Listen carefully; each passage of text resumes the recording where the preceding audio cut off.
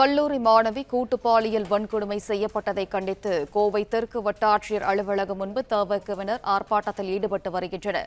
கூடுதல் விவரங்களுடன் இணைகிறார் செய்தியாளர் செந்தில். செந்தில், வணக்கம். இந்த ஆர்ப்பாட்டத்தை பற்றியான விவரங்களை நீங்க பதிவு பண்ணலாம்.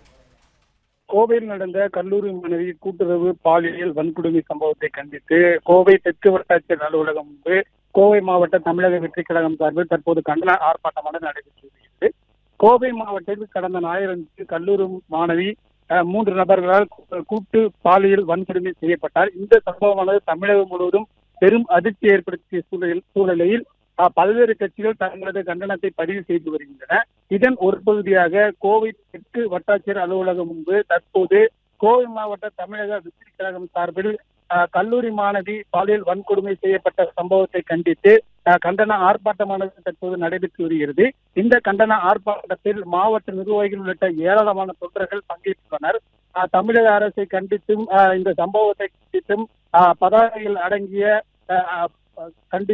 வாசகங்கள் அடங்கிய பதாகை ஏந்தியவாறு இந்த கண்டன ஆர்ப்பாட்டத்தில் தற்போது அவர்கள் கலந்து கொண்டுள்ளனர்.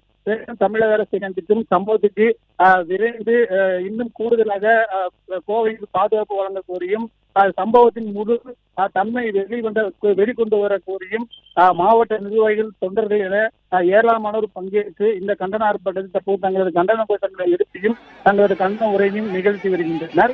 இந்த கண்டன ஆர்ப்பாட்டத்தின் காரணமாக அந்த பகுதியில் காவலர்கள் அதிகளவில் பாதுகாப்பு பணியிலும் ஈடுபட்டு வருகின்றனர். பிளே ஸ்டோர் மற்றும் ஆப் ஸ்டோரில் இருந்து பாலிமர் செயலியை QR கோடு மூலம் பதிவிறக்கம் செய்யுங்கள். செய்திகளை உடனுக்குடன் பெறுங்கள்.